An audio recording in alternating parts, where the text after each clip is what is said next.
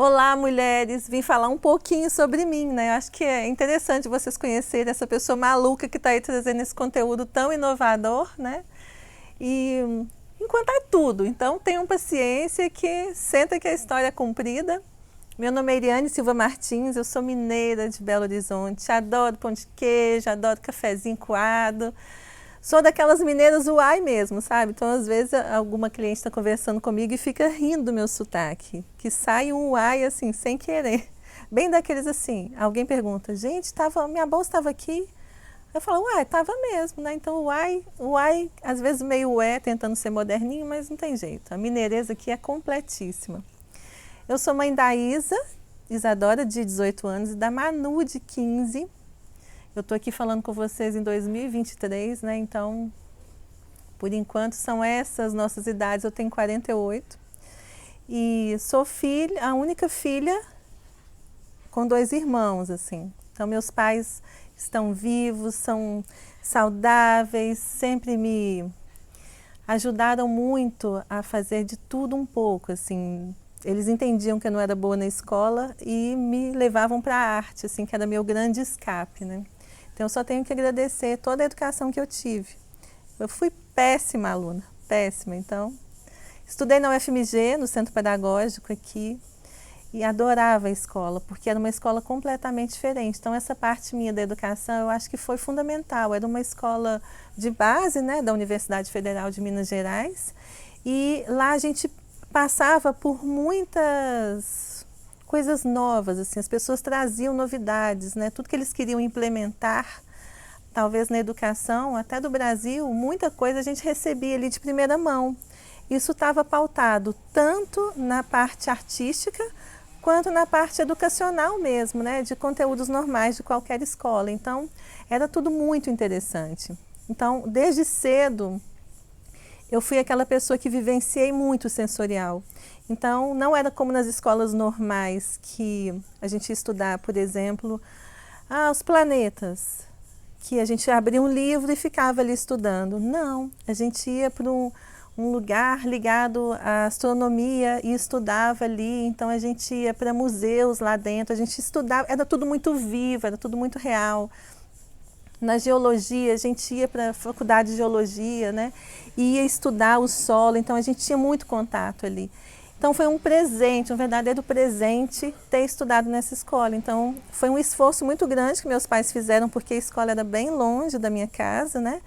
Eu ia de ônibus, eu ia de carro, eles davam um jeito, mas eu estava lá. Não faltava de aula de jeito nenhum e sempre encantada com esse poder que a escola tinha de trazer tanta novidade e tanto encantamento para uma pessoa, para uma aluna. Eu era completamente apaixonada, encantada com a escola. E eu tive a grande sorte da minha filha mais velha, da Isadora, de estudar na mesma escola e ter com ela, inclusive, alguns dos mesmos professores. Então, assim, foi maravilhoso. Vamos falar um pouco, então, agora dessa parte minha ligada à arte, né? Na escola, a gente sempre tinha essa coisa de novidade chegando em relação às artes, então eu tive muito contato com essa música mineira. O meu pai trabalhava na UFMG também e iam várias pessoas na minha escola, na minha casa, por exemplo, passear, às vezes um domingo à tarde, com violão, então eram professores da UFMG, tinham festas lá, em volta de fogueira, e eu ouvia muito, desde muito nova, Clube da Esquina, então Milton Nascimento, Beto Guedes, Paulinho Pedra Azul, né? Todas essas pessoas fizeram parte da minha infância, assim, muito próxima.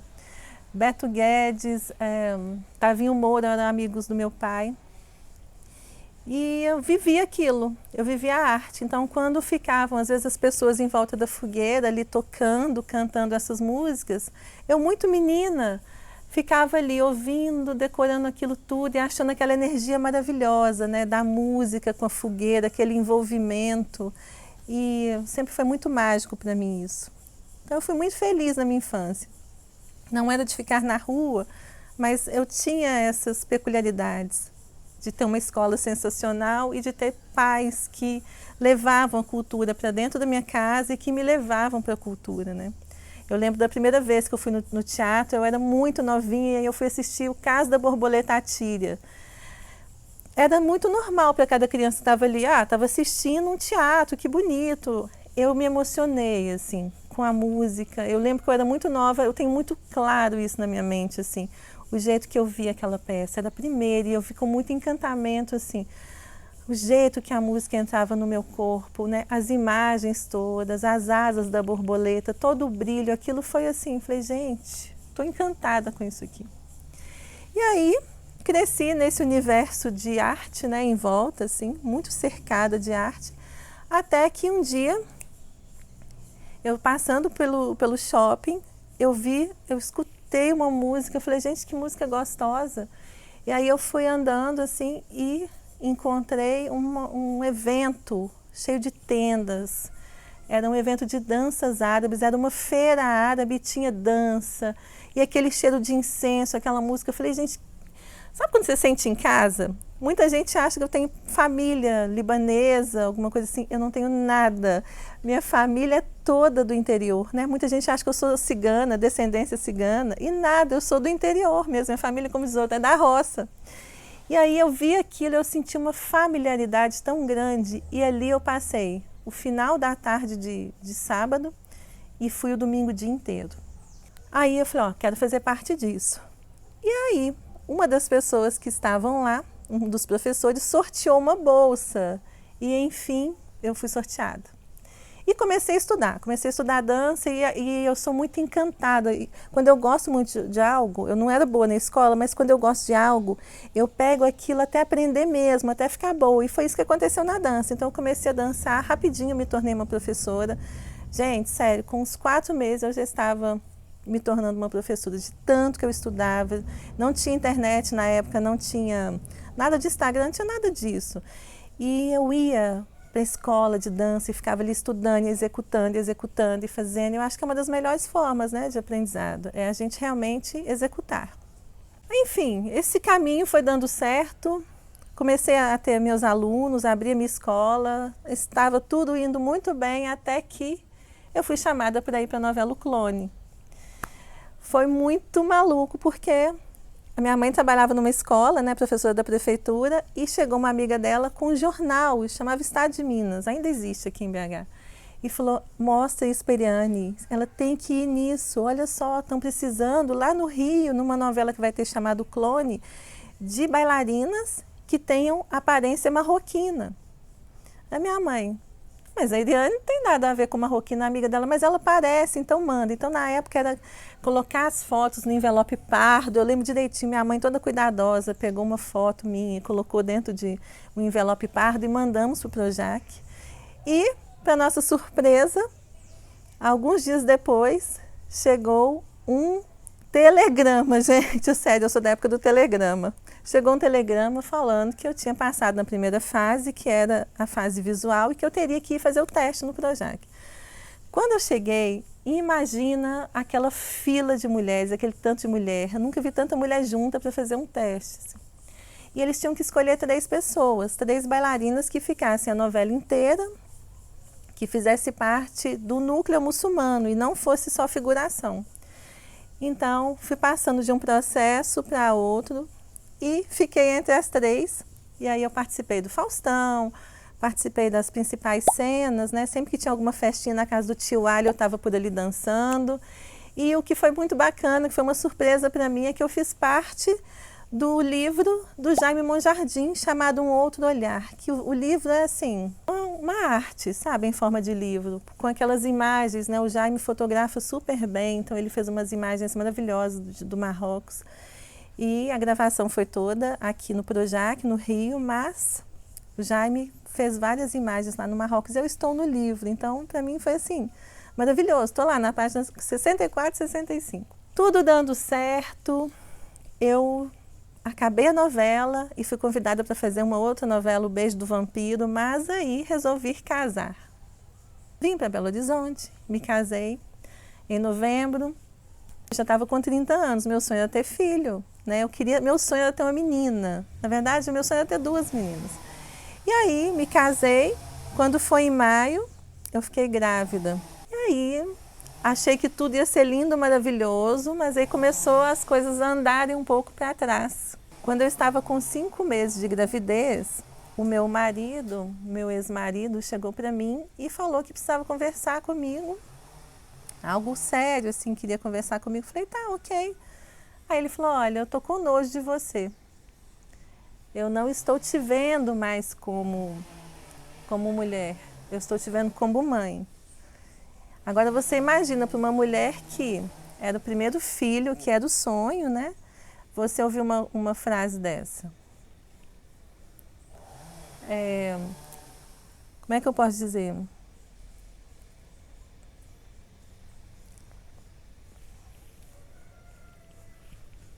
Foi muito dolorida essa fase. E eu ouvi isso e fiquei muito mal. Então eu tive a minha filha e claro que o casamento foi acabando, não tinha mais condição, né? Ele tinha um problema, não quero muito falar disso, mas ele tinha uma situação com a mãe, então ele foi abandonado pela mãe e aí ele não conseguia mais ver a mãe, o ser mãe com amor, assim. Ele tinha uma certa aversão, sabe? E foi muito difícil eu passar por isso, né? Eu tinha todo o cuidado comigo, eu tinha todo o amor pela aquela barriga, eu tinha todo o amor pela minha vida e de repente eu era uma pessoa triste, amargurada. Eu tive minha filha, não consegui ter leite porque eu estava muito depressiva, eu tive uma depressão pós-parto horrível. E, enfim, fui passando por isso, passei por essa situação, mas eu vi que eu estava muito mal. E aí eu fechei a minha escola, que eu não estava dando conta mais. Comecei a tomar remédios, né? Com muita depressão, síndrome do pânico, ansiedade. Comecei a tomar remédios e indo em psicólogas. Eu ia na psicóloga, a gente conversava, eu voltava para casa um pouco melhor, mas no outro dia eu acordava devastada.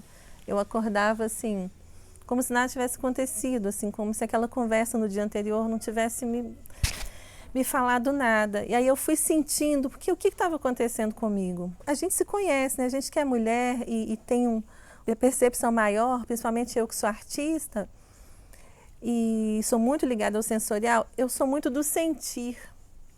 E eu percebi que quando eu falava só, quando eu verbalizava e quando eu ouvia, aquilo não fazia muita diferença para mim. Tá? Isso no meu caso, de várias outras pessoas. E eu falei, não, tá errado. Isso não está funcionando para mim. Não que o tratamento esteja errado. Pelo contrário, eram profissionais maravilhosos. Não tenho nada a reclamar. A questão era que eu realmente sou uma pessoa diferente. Eu sou uma pessoa que eu tenho que viver, que eu tenho que sentir. Eu preciso arrepiar, sabe? Eu preciso estar ali realmente presente. Eu preciso me conectar mesmo com algo. E eu senti que o que faltava era movimento. Então, o que eu fiz? Eu parei com tudo, parei com todos os tratamentos com psicólogos, fiquei só com remédio, porque eu realmente estava tendo muita crise de ansiedade. Era uma dor aqui, era uma dor no coração, era uma coisa horrível. E aí, eu comecei a me cuidar, comecei a me tratar. Todos os dias, eu acordava entre 7 e 7h30, eu ficava 1 hora cuidando de mim. Como que era esse cuidar? Eu lembro que eu tinha aquela dificuldade de descer as escadas e de andar pela casa, porque eu estava muito depressiva, mas eu abria a janela e era muito bom isso, porque o sol batia de frente para essa janela. Então eu via, às vezes, o nascer do sol quando eu acordava bem cedo. E aí eu respirava, eu fazia movimentos de expansão, movimentos sinuosos. Eu fui trazendo para o meu corpo a vida. Eu fui trazendo para o meu corpo novamente a beleza, a fluidez, o feminino, o contentamento em simplesmente ser eu. O contentamento em entender que eu não preciso do outro daquela forma assim de... Eu estava me doendo tanto porque o outro não me queria mais, porque o outro não me via mais do mesmo jeito. Mas eu estava ali tão inteira, e eu sou uma pessoa tão intensa, e por que eu estava daquele jeito? Então eu trouxe o auto-amor para mim. Eu trabalhei meu auto-amor, trabalhei a beleza de ser mulher através da movimentação. Gente, e eu vou falar com vocês, eu me emociono. Desculpa, mas eu não consigo falar sem chorar. 3 meses depois, eu era uma outra pessoa. Eu estava viva.